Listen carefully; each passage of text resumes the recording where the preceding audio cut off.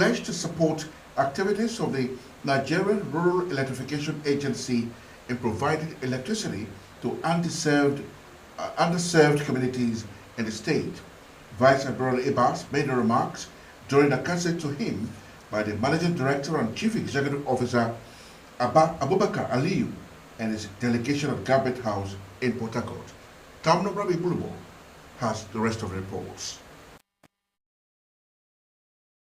For the administrator of Rivers State, rural electrification goes beyond providing light to the people. It also included igniting hope, fostering innovation, and empowering communities so that they can build a self-reliant future. Vice Admiral Ebas told his guests that since assuming office, his administration has prioritized security, infrastructure development, and economic recovery as key pillars of Rivers State's transformation in education, healthcare delivery, agricultural productivity, and microeconomic enterprise. Critical component of this agenda is rural electrification.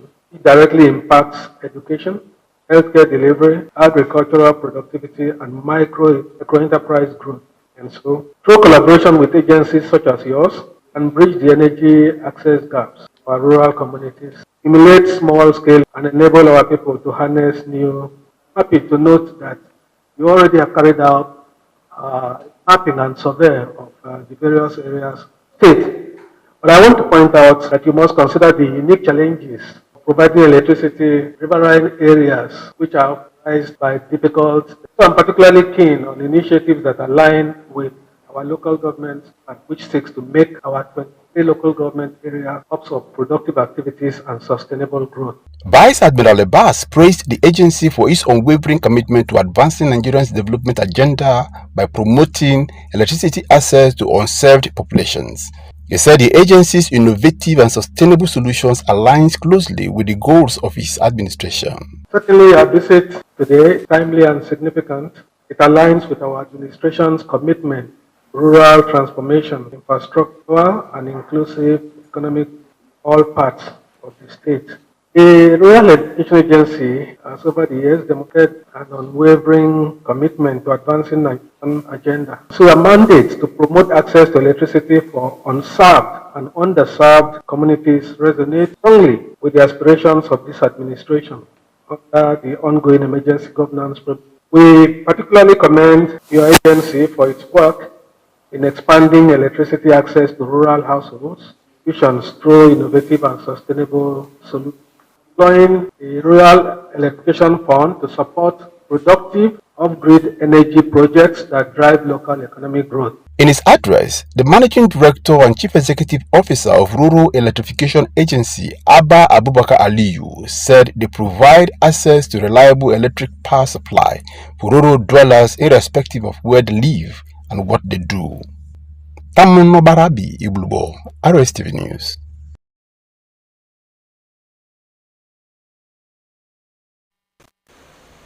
President Bola Tinubu has nominated Abdullahi Ramat to serve as the Chairman of Chief Executive Officer of the Nigerian Electricity Regulatory Commission.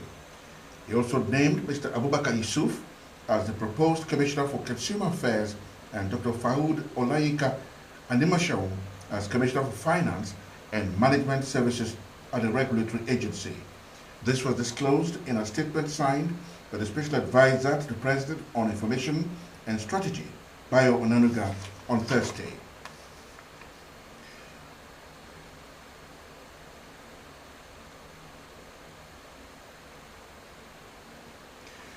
Away from that report, Rivers State Police Command, in a major intelligence-led operation, has successfully dismantled a sophisticated car theft syndicate operating across multiple states in Nigeria. The operation led to the arrest of 12 male suspects and recovery of 22 stolen vehicles. A statement by the police force public relations officer SP Grace Iringekoko said the case began in September 2024 after a report by Enoch Daniel, who was dispossessed of his Toyota Hiace bus at Trailer Park on Air. She said swift investigations by the command's C4I Strike Force Octopus team led to the arrest of John Amadi from Ogubolu and Nna Goodluck from Kana local government area, respectively. Both ex-convicts confessed that They were hired by one Godspower Opa to snatch the vehicle using hammers and were paid 90,000 naira each.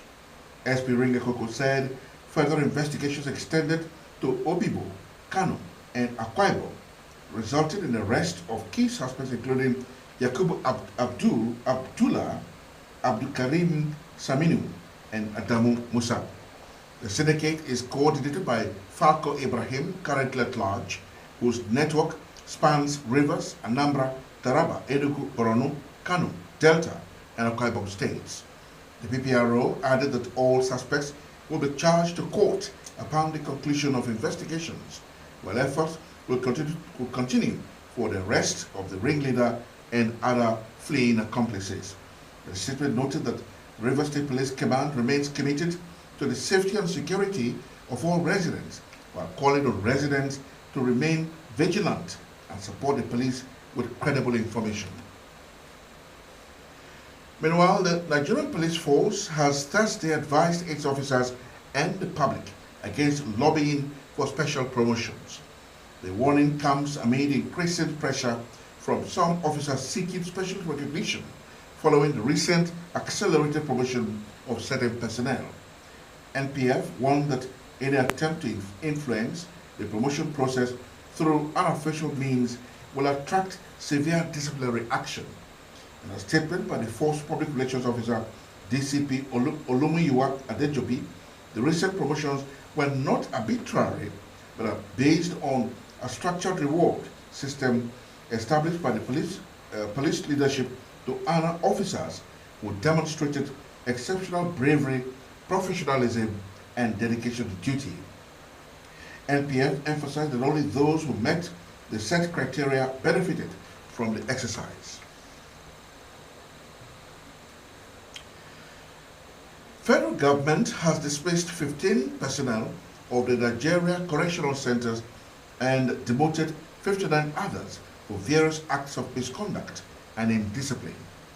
This was disclosed by the Civil Defense Correctional Fire and Immigration Service Board under the Ministry of Interior, which reviewed 224 disciplinary cases involving correctional officers across the country.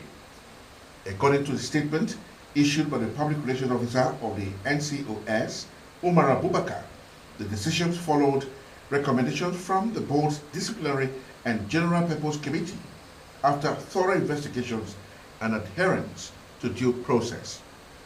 He said the board also exonerated 16 personnel who were found not guilty of the allegations made against them, stating that 7 staff are currently on suspension to ascertain the levels through involvement in a case under investigations. The move, authorities say, underscores the government's commitment to enforcing discipline and accountability within the correctional system.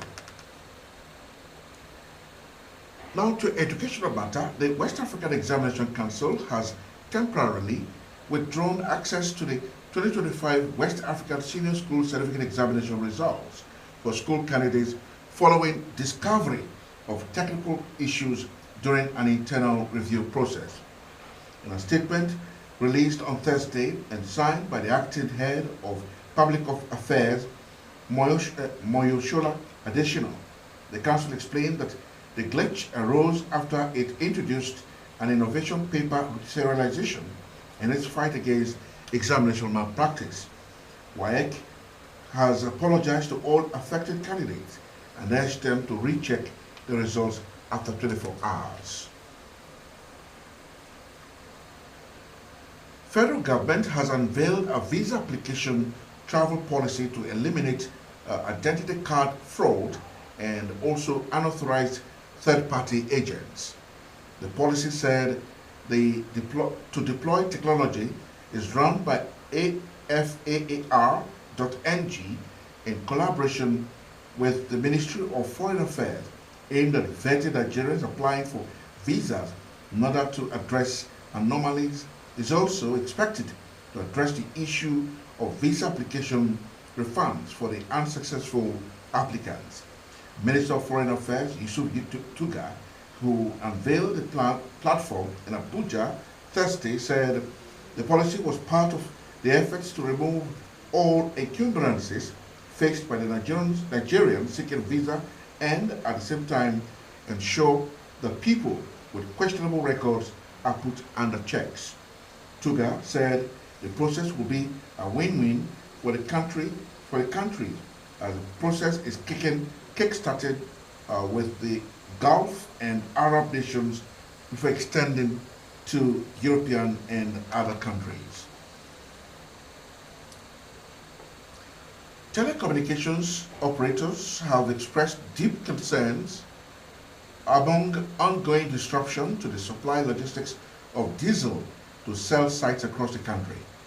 The operators under the aegis of the Association of Licensed Telecom Operators of Nigeria, in a statement Thursday signed by the chairman, Benga Adebayo, said the body has received credible reports that members of the Nigerian Union of Petroleum and Natural Gas Workers (NUPENG) and Natural Oil and Gas Suppliers Association of Nigeria (NOGASA) on Tuesday blocked access to diesel loading depots in Kaduna, Lagos, and Koko in Delta State, preventing the distribution of diesel to thousands of telecommunication sites operated by one of our key members, IHS TARS.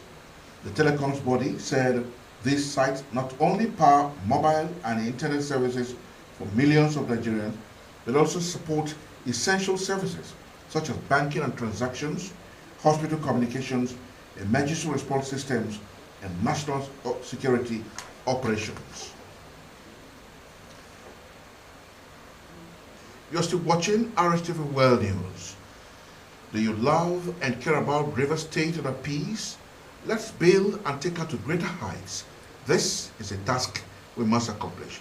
You can always watch Rstv News live on YouTube and Facebook at Rstv Online. You can also click on our notification bells for update on our live feeds. And in part 2 after the break, Zambia dismisses United States health warning after toxic spill in copper mining area. Donald Trump's sweeping new tariffs take effect against dozens of countries. And in sports, Super Falcons maintained 36th positions in latest FIFA Women's World Ranking. Details when we return.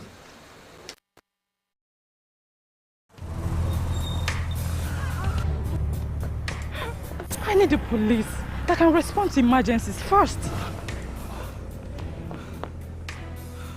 I want the equipment I need to do my job.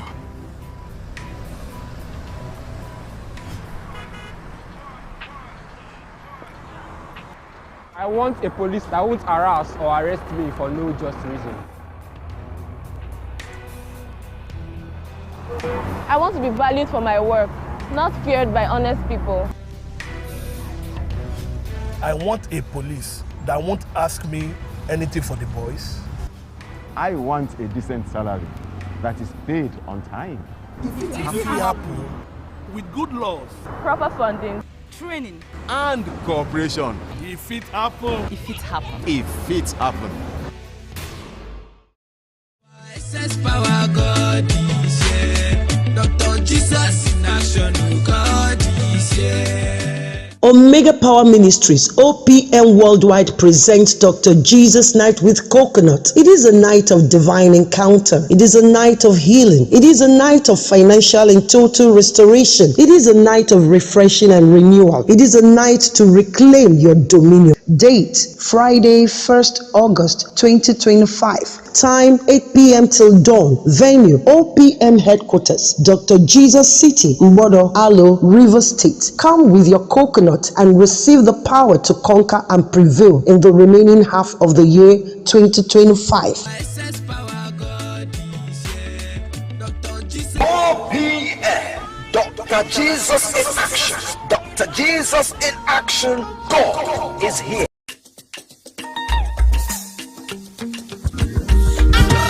Crusade, Crusade, Crusade. Greater Evangelism World Crusade, District 3 presents Oyibo Crusade with the theme, The Great Invitation Ministry. Pastor Isaac V. Olori, International Director, GEWC. The date, Thursday 7th August to Saturday 9th of August 2025. Time, 5 p.m. daily. Venue, Community Secondary School, Omakpaho Oyibo. Viewing centers, Community Secondary School Ibelu and Town Square Umabai. You can also join the live crusade on all GEWC online platforms. People of Oyibo, Jesus is calling you. This is Rstv World News. We bring you world-class news, accurate, first-hand, entertaining, balanced analysis. Rstv, Channel 22 Port Harcourt. Welcome back. And straight on to the foreign stories. The Zambian government has dismissed claims of dangerous pollution in the Copper Belt mining region following safety concerns raised by the U.S. Embassy. The U.S. Embassy had on Wednesday issued a health alert ordering the immediate withdrawal of its personnel in Kitwe town and nearby areas due to concerns of widespread contamination of water and soil linked to a February spill at the Sino Metals mine. The spill happened when a tailing dam used to store toxic waste and heavy metals collapsed into the Kafue River, a key drinking water source following heavy rain. The U.S. Embassy said there was new information that showed the extent of hazardous and carcinogenic substances and warned that beyond the contaminated water and oil, contaminants from the spilled mine tailings may also become airborne, posing a health threat if inhaled. Zambia's government spokesman Cornelius Intwiwa hit back, saying the laboratory results show that the pH levels have returned to normal in the area and the water was safe to drink. U.S. President Donald Trump's sweeping new tariffs on more than 90 countries around the world have come into effect. Moments before his deadline passed countries to negotiate U.S. trade deals, Trump posted on his Truth Social platform that billions of dollars were now flowing into his country as a result of his import taxes. Trump is using tariffs to encourage jobs and manufacturing industries to return to America, among other political goals. Separately on Wednesday, he threatened to raise the tariff on import from India to 50% unless that country stopped buying Russian oil. He also threatened a 100% tariff on foreign-made computer chips to push tech firms to invest more in U.S. Trump's trade policies have been broadly aimed at reshaping the global trade system, which he sees as treating the U.S. unfairly. One of his key pledges as he returned to the White House in January was to cut the trade deficit, the shortfall between what America buys and what it sells. The duties that came into effect on Thursday were first announced in April. Many were later paused amid market turbulence and to give other countries time to strike new trade deals with the U.S. The tariffs worked by charging U.S. importers a tax on goods they buy from other countries. Those imports may also pass some or all of the extra cost on to customers.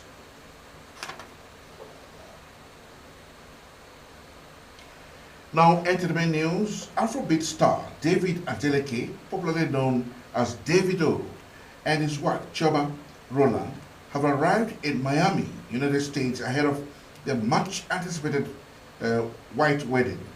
The singer had in April announced plans to hold the ceremony in August, although he did not disclose the exact date. In a video posted to his Instagram story Wednesday, the couple were seen boarding a private jet decorated with floral arrangements and chair, breaking the inscription misses, hinting at the bridal celebrations to come. Davido also shared a photo of himself with the location tagged as Miami.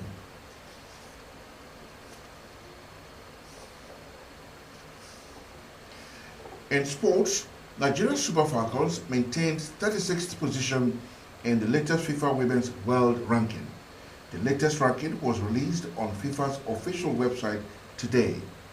While the Super Falcons remain the #1 team in Africa, where AFCON 2024 runners-up Morocco are third on the continent and dropped to 64th. With an option for a fourth. In the world. Indeed, the reported Former WAFCON champions Bayana of South Africa maintained 54th place in the world and second in Africa.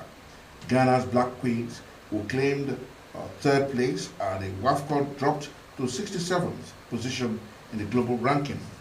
The Super Falcons recently won their 10th Women's Africa Cup of Nations WAFCON after coming from 2-0 down to beat host Morocco 3-2 in the final. Second half goals from Esther Koronkwo, Folashade Ejamilusu, and substitute Jennifer Echegini completed the tournament.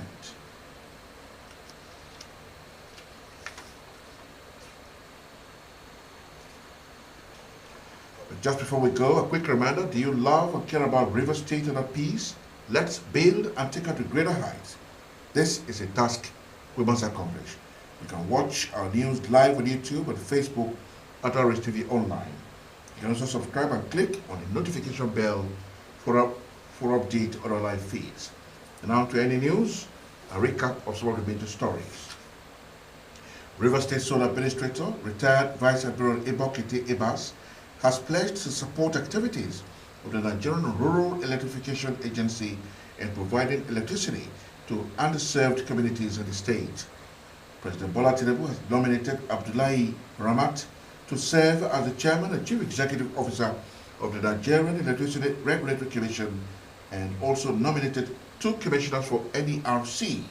They are Mr. Abubakar Yusuf, Commissioner of Consumer Affairs, and Dr. Faoud Olayika Animashamu, Commissioner of Finance and Management Services, and all nominations are subject to Senate confirmation.